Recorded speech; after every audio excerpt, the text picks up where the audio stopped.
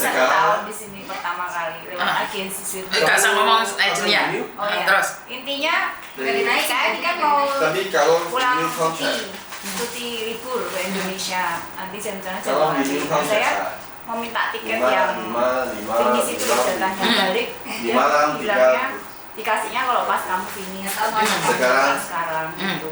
Karena tanggung jawabnya sekarang sampai sekarang. terus padahal uang saya hanya cukup untuk 1 kali tiket kembalinya Ini bisa 2000. itu di sini. terus Nah terus saya finish nanti. cuma ya, kenapa? 佢而家人工都仲係出緊4500喎。 Gajimu berapa nih? Hah? Hah, tinggal. Kenapa? Gaji asli? 問咯。 Ya. 佢依家係第一次嚟香港㗎嘛，咁我問佢而家人工幾多，佢話都仲係4500。我話嚇，起碼都4600啦，係嘛？起碼都463嚟㗎嘛。佢就算係都係463嚟咯。 Mana? Kau tujuh je. 佢 Ya, saya 660 ya. 個僱主真係。 Terus? Bisa nggak saya memaksa majikan untuk memberikan tiket itu sekarang? Enggak lah. Nggak bisa. Kenapa? Karena kamu pulang Indonesia. Apakah ada jaminan bahwa kamu akan balik lagi? Nah, kecuali nih, kalau saya jadi agent kamu, maka saya akan bilang, kan kamu yang ingin pulang Indonesia. Ya, kamu beli sendiri tiketnya, ntar pulang balik sini, baru kamu bisa memaksa majikan untuk mengembalikan uang tiketnya. Oh, gitu ya. Ya, iya dong. Saya bisa nggak jamin saya kalau kamu pasti balik 100%. Bobo berapa? Tapi saya kan nanti pas selesai finish nggak minta lagi uang tiket. Ngerti? Tapi apakah kamu bisa memberikan jaminan 100% sama saya bahwa kamu pulang Indonesia balik lagi sini?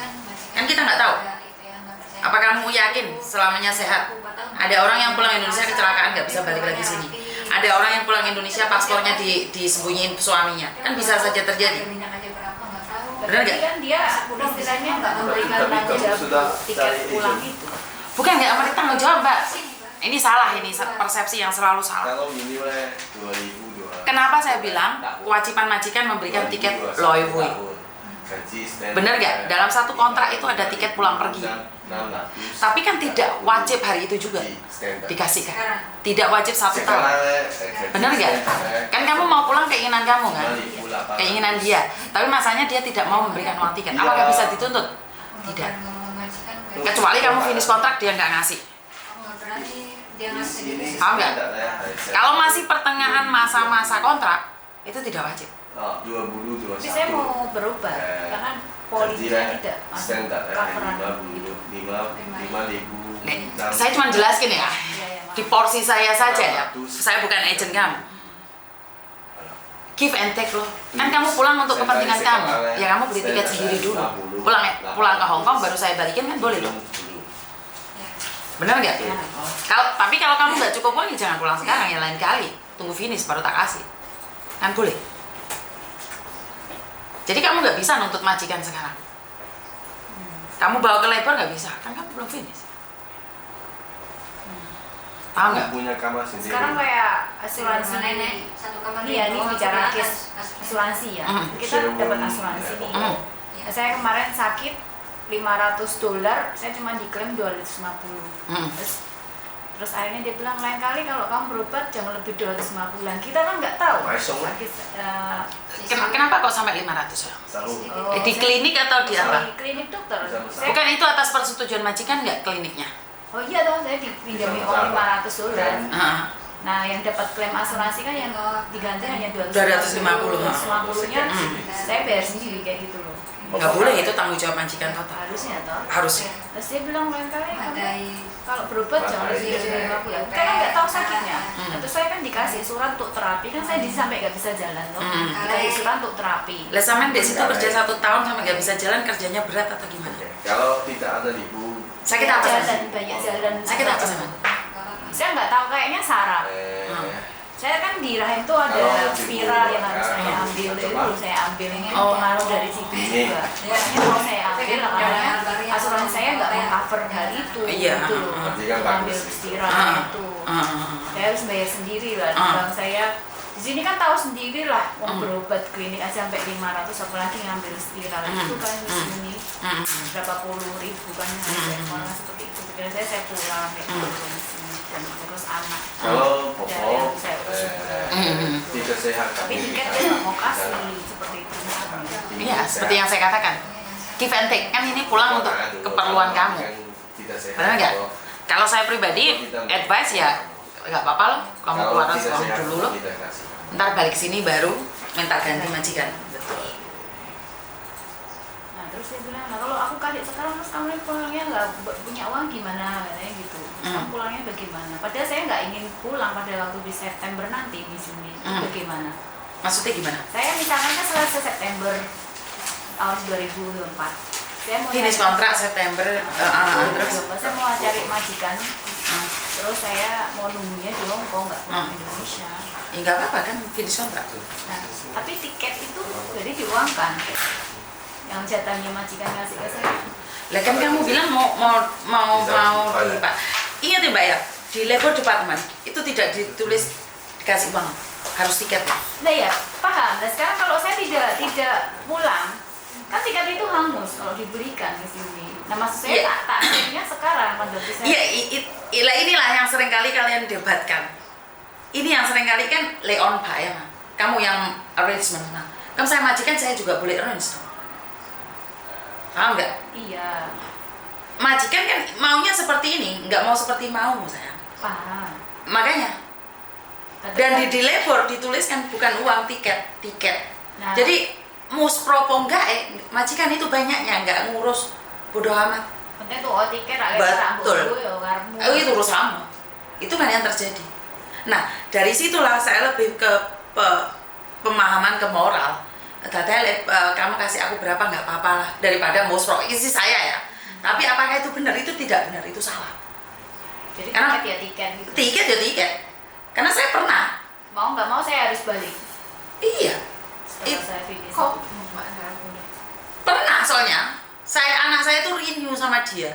Ditukar tiket pulang pergi kita loh Mbak. Saya ke labor loh itu. Saya tempur di labor. Kenapa saya sudah yakin banget dengan style-style majikan yang ruwet itu? Mereka bodoh amat. Yang mau pulang kan kamu. Terus apa urusannya sama saya? Wih loh, lorong di hati ya Mbak. Kenapa saya ngomongnya sadis gini? Biar kalian tahu. Oh majikan ini pemikirannya seperti apa dan bagaimana. Le on pai, sama on pai. Le chung ya, sama chung ya. Nah dari situlah pengambilan hati. Karena memang lebih kasar orang gini benturno kita dengan peraturan. Kena peraturan kita kalah. Benar nggak? Yang mau pulang siapa? Kan kamu. Iya. Yang sakit siapa? Kan kamu. Iya. Hubungannya sama saya apa? Dia egois dong, saya sakit nggak di. Iya. Ini Hongkong. Nggak bisa pakai hati sayang. Sakit siapa yang sakit? Kan kamu. Saya kan bisa cari pembantu lain. Ngapain saya ngurusin orang sakit? Ya inilah yang saya sedihkan. Saya kemarin pernah nantang majikan dong. Saya sampai budreknya. Gara-gara Magicom, saya mau nganterin les kan sehari 2 kali. Terus anaknya nggak mau dibangunin waktu mepet, saya gendong ya kan. Magicom tinggal nyeterin, saya lupa sampai 3 jam pulang rumah baru tak cetetin. Saya ngomong terus terang, nanti nggak ngomong dia juga tahu. Akhirnya apa? Kamu baru nggak sehari 2 hari di sini pakai itu juga sekali, pakai tanda juga cantik. Saya nggak ditaleni rambut itu. Taleni rambut ya. Saya nantang ya, minta maaf kalau kamu tidak terima, mau perfect pembantu cari lainnya. Saya bilang begitu, gini. Karena saya saking takutnya gitu. Hal kecil aja kayak gitu. Orang ada kuncinya juga dilendek samu, nggak mulai kok. Terus sekali tak tangan kayak gitu. Terus akhirnya minta maaf mereka. Terus kemarin tuh terakhir sakit. Saya bilang kalau sampai saya nggak bisa kerja, kalau kamu dapat garansi dari agensi. Saya nggak diantar ke rumah sakit untuk terapi loh, sampai hari ini nggak dibiarin. Katanya kamu eksersis di rumah aja bisa kok, nggak harus di rumah sakit. Kan prosedurnya kan harus ke rumah sakit pemerintah aja. Itu malah kan mereka untuk nganterin, nggak peduli gitu loh. Artinya mereka sendiri sakit aja nggak mau susah, masa pembantu ya harusnya bantu aku kok malah nyusahin aku kayak gitu loh misalnya. Seperti itu misalnya. Betul. Jadi Ya itu yang saya rasakan. Gitu loh misalnya. Iya. Kan lo jual gue beli, itu yang sangat sedih sekali Mbak. Kamu kan jual tenaga, Iya. akan beli. Lah kamu sudah nggak bisa dipakai lagi ngapain? Nah karena itu Miss Yuni selalu wanti-wanti buat kalian jaga kesehatan, jangan hamburkan uang keluarga semuanya, sedikit sisakan buat diri sendiri. Kenapa Miss Yuni itu cerewet banget? Ya ini, saya ngomong ceplos-ceplos tuh biar kalian tuh sakit hati dan kalian ingat Miss Yuni nggak dapat gaji aja nggak bisa nyakitin saya, apalagi majikan. Majikan kan selalu punya prinsip, lo jual gue beli. Tapi ya maaf ya, sebenarnya standar gajinya itu kan rendah ya. Artinya dengan jam kerja tinggi, nggak ada batasnya dengan gaji segitu. Tahu sendiri inflasi kita, makan aja sekali makan libur habis 150 sampai 200 itu di sini gaji kita sehari. Saya pernah debat sama mereka. Tahu nggak jawaban mereka apa? Tinggal kamu apa enggak gitu. Enggak. Le jauh loh. Le jauh loh. Saya pernah ngomong sama mereka, sama majikan, saya bilang, tahu nggak gaji TKW itu sangat rendah sekali. Kamu perlakukan seperti ini, seperti itu. Mencungi macau loh. Kamu berbicara tentang inflasi macau loh. Saya sudah mbak. Kenapa kadang-kadang saya ngomong pedes sama kalian? Karena saya sudah buntu rasanya ngomong. Jadi makanya itu jaga kesehatan, hati-hati, jaga kesehatan, hati-hati. Kenapa Miss Yuni selalu ngingetin di sampean? Makanya kayak demo kayak gitu percuma ya Miss Yuni ya. Kalau demo percuma? Ya enggak juga sih mbak. Ya ada hasilnya. Setidaknya kan pemerintah bisa ngelihat, biar pemerintah dan pemerintah. Tapi kita ngomong personal ke majikan. Nih kita berbicara nih, gaji TKW itu rendah. Saya kolel, paham nggak? Kamu bilang di Hongkong gaji rendah, ngapain ke sini? Itu jawaban mereka. Karena kita kan berbicara tentang personal. Yang saya nggak tahu nih kalau orang-orang penting berbicara dengan orang penting mungkin oke. Kita suaranya siapa? Kenapa Miss Yuni buat YouTube ini biar teman-teman tahu bahwa cukup uang pulang, udah. Cukup pulang, samanya sudah 10 tahun nih. Saya baru 1 tahun. Oh iya, sana yang 10 tahun ya. Saya belum bisa apa-apa Miss Yuni. Lah ya sama 1 tahun di sini masih sakit. Otomatis kan mereka lebih nggak ngeh lagi. Paham nggak maksud? Wah kamu di sini 1 tahun berbicara tentang inflasi, ngapain kamu ke sini? Bener nggak? Kalau secara mereka loh, tadinya kan saya berpikir banyak kan dengan tolak ukurnya Indonesia. Terus saya jalani, kan saya belum pengalaman. Saya jalan, ternyata begini. Ya karena itu kan banyak orang melihat bahwa di Hongkong itu gajinya tinggi, enggak juga. Karena tolak ukurnya kan Indonesia pada saat itu. Enggak, karena itu Sawang Sinawang. Nah, makanya. Sawang Sinawang. Kita lihat Korea gajinya tinggi. Coba deh hidup di Korea. Enggak juga. Karena kita melihat dari luar covernya ya. Sawang Sinawang artinya adalah kamu melihat saya melihat kamu. Adik saya yang di Korea ngomong saya itu enak. Tapi saya yang lihat adik saya di Korea enakan dia.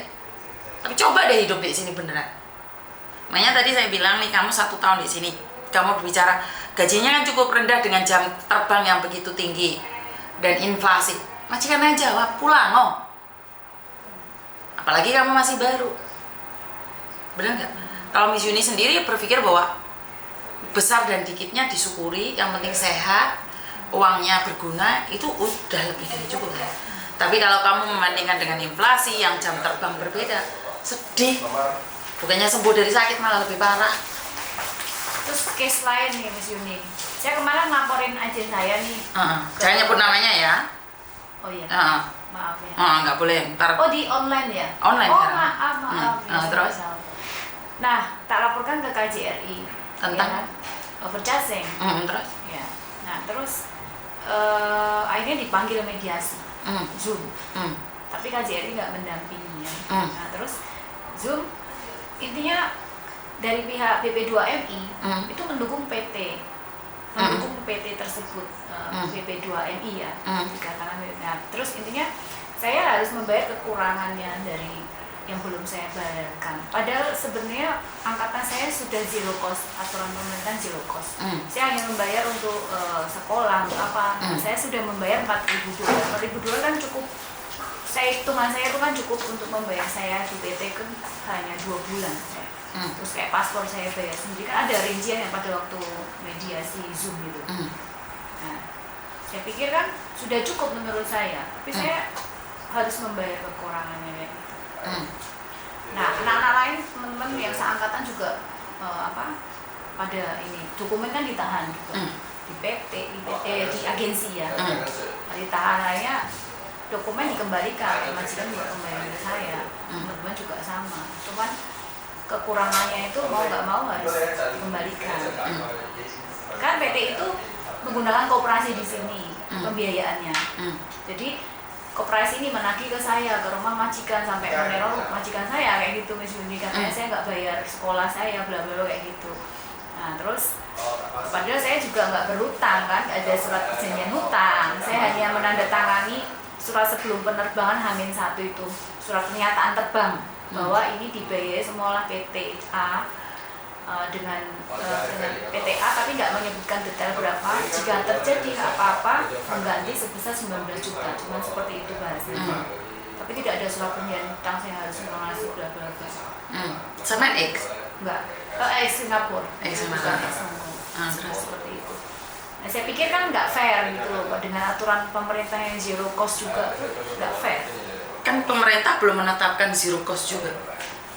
Tapi Kan ada belum. yang sudah. Iya, kan PT-nya.